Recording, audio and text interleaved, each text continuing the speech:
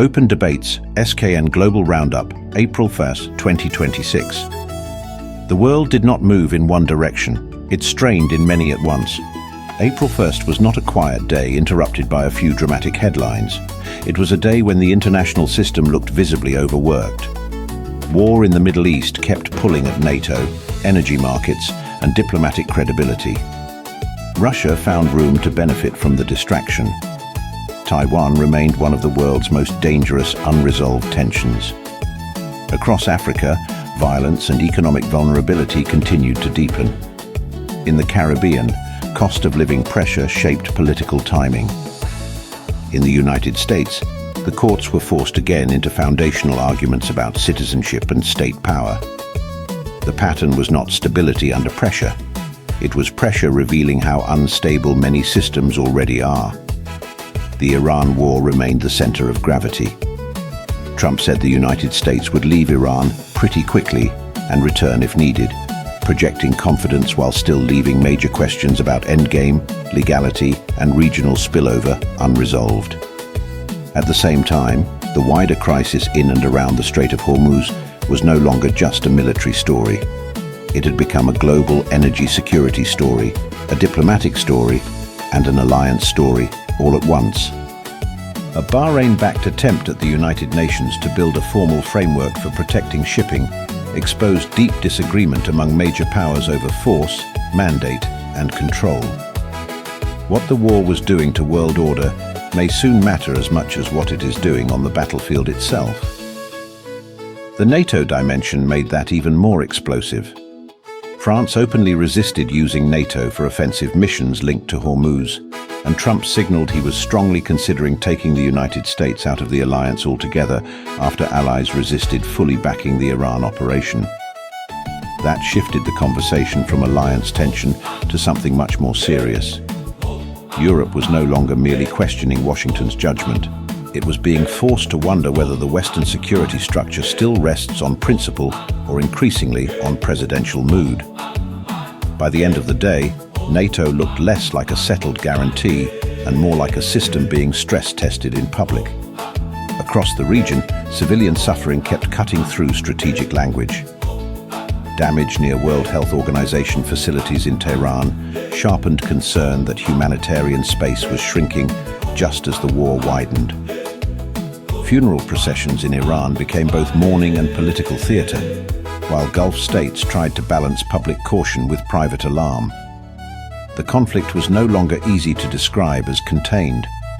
It was spreading pressure across borders, across institutions, and across the language governments used to reassure the world. If Iran was the day's loudest war, Ukraine was the war the world risked neglecting. Russia carried out further attacks while Western attention drifted southward. Zelensky floated the possibility of an Easter ceasefire, but the battlefield offered little reason to believe that appeals to restraint were about to overcome military momentum. At the same time, Russia benefited from one of the Iran war's immediate side effects: higher energy prices and a fragmented Western focus. That made Moscow not just a participant in one conflict, but an indirect beneficiary of another.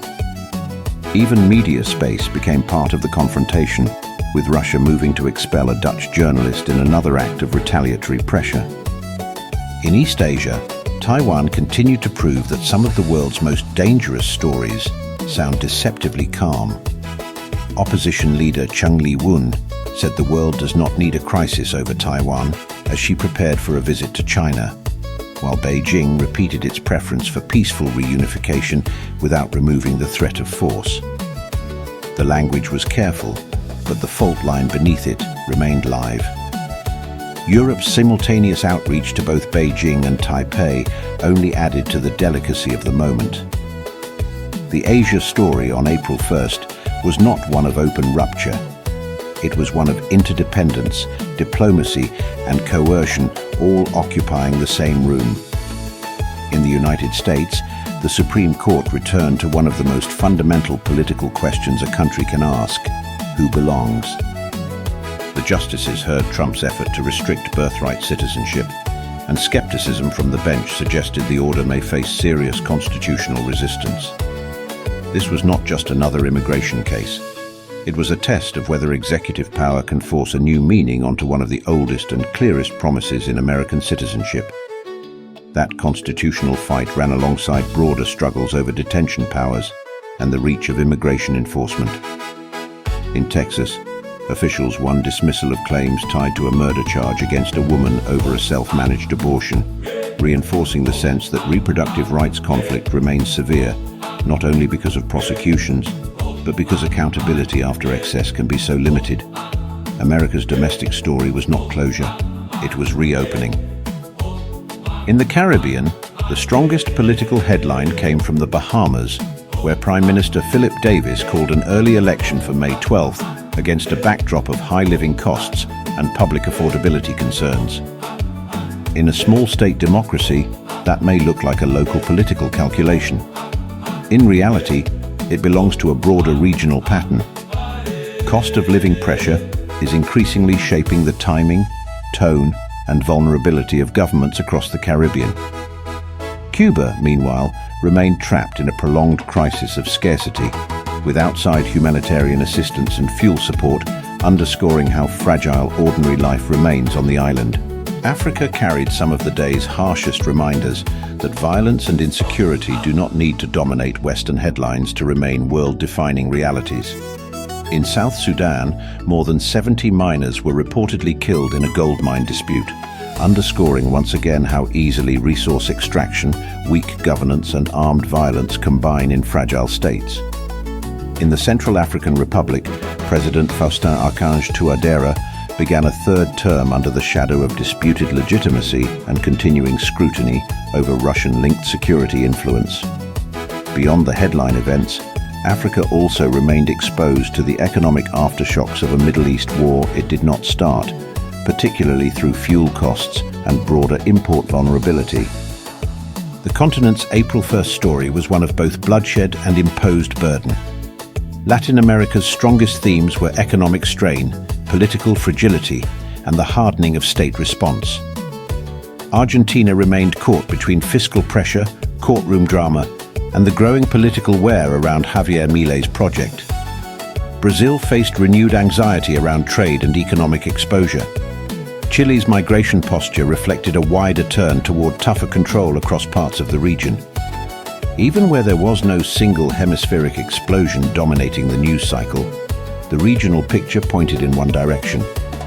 Governments under pressure were becoming more brittle, more defensive, and more exposed to the political consequences of economic stress. Even the stories that looked secondary helped reveal the atmosphere of the day. In Britain, the continued BBC turmoil around Scott Mills fed wider questions about institutional accountability and delayed action. In Europe, protest currents tied to climate, war, and public anger kept showing that domestic discontent is now deeply entangled with foreign policy crises. In Oceania, distance offered no immunity from Middle East shock, as shipping and fuel concerns kept Australia and the Pacific tied to events far from their shores. The world's regions were not isolated from one another. They were echoing each other's instability in different accents. What today really means April 1st did not present one clean narrative. It presented a world under simultaneous strain. The Iran war was shaking alliances, energy flows, and diplomatic legitimacy. Russia was gaining space from distraction. Taiwan remained one miscalculation away from global crisis. Africa continued to absorb both direct violence and imported economic pain. The Caribbean stayed politically sensitive to affordability shocks.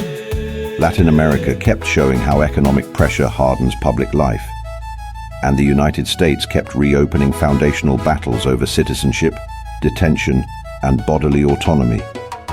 The old structures were still standing, but on this day they looked less like guarantees and more like frameworks being tested for failure. April 1st was not a day of isolated headlines. It was a day when the world's pressure points all started speaking at once.